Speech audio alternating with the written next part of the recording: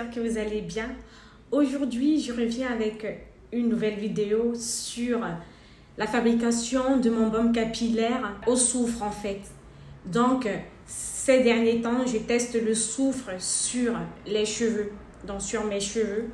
Ma moelle de bœuf est finie et j'ai décidé de passer à autre chose. Je vais vous présenter en fait la fabrication de mon baume capillaire au soufre. Avant de passer à la fabrication de mon baume capillaire, je vais d'abord vous présenter les bienfaits du soufre sur le cheveu et sur la peau. Parce que mon baume capillaire c'est un baume que je vais utiliser sur ma devanture de cheveux, mais également sur ma peau, donc notamment sur les petits boutons que j'aurai sur ma peau, bien que ma fille aura, je sais pas.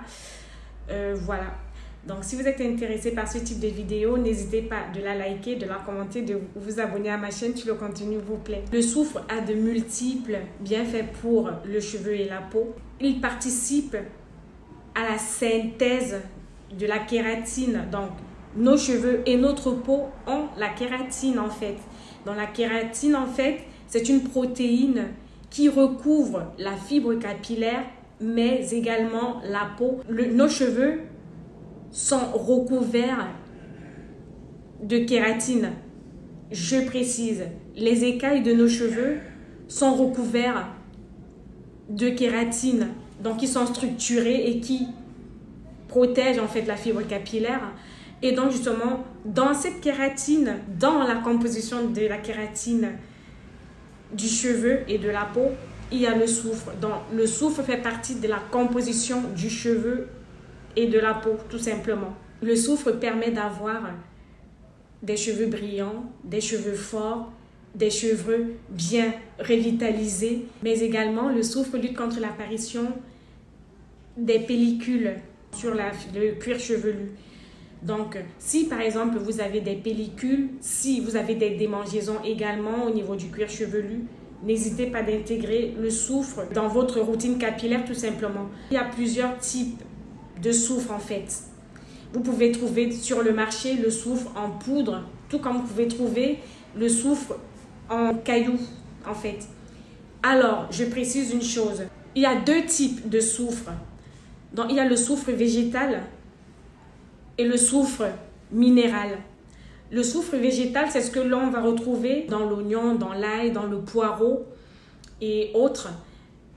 Et le soufre minéral, en fait, vous allez le retrouver dans la nature. Le soufre est une roche produite lors d'une éruption volcanique.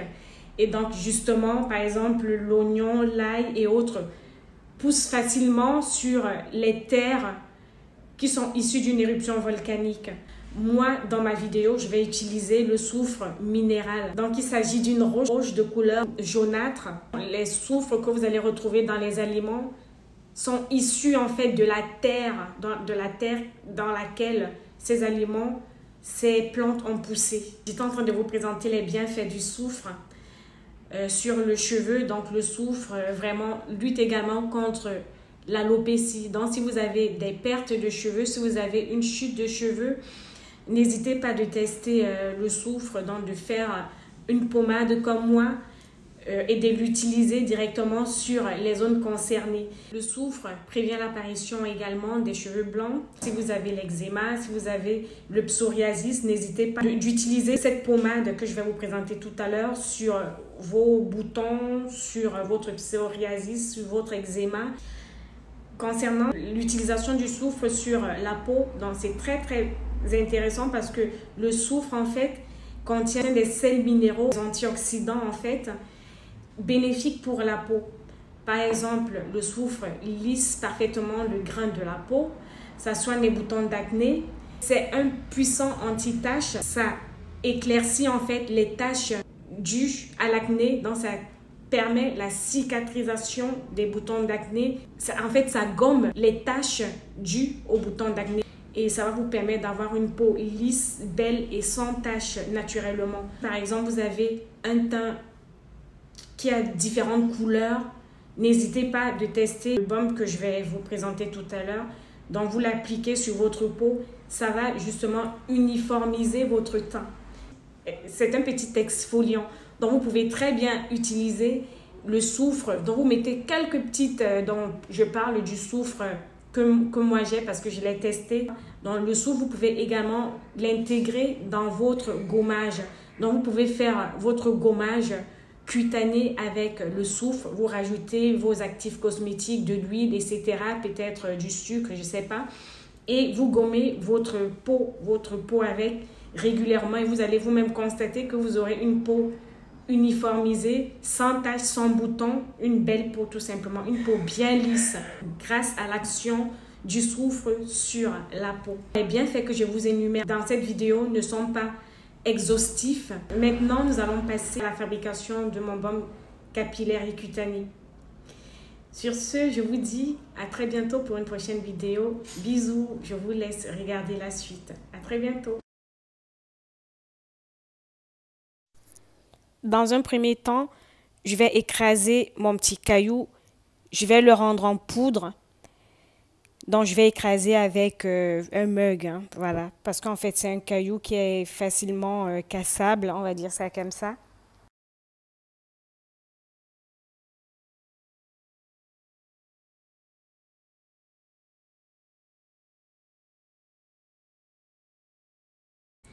Alors, voici ce que j'ai pu récolter avec ma pierre. Et voici les restes. Du coup, je n'ai pas utilisé toute la pierre. J'ai utilisé une grande partie et il ne reste que ce petit morceau-ci. Donc, j'ai pris une vieille boîte où il y avait déjà un fond de baume. C'est le baume de Chébé que j'avais acheté chez Kelia Naturals. Et je vais tout de suite venir prendre une toute petite quantité de soufre. J'ai besoin, on va dire, de 2%, même pas grand-chose, hein, donc je vais pas utiliser tout. J'ai besoin d'une toute petite quantité de soufre. Vous voyez la petite quantité que je prends là. D'autant plus que j'utilise souvent les MSM dans mes shampoings. Donc je ne veux pas faire un trop plein de protéines sur mes cheveux parce que c'est un soin protéiné. Et tout de suite après, je vais rajouter l'huile de palmiste noire. Utiliser le beurre de cacao pour venir solidifier en fait ma préparation.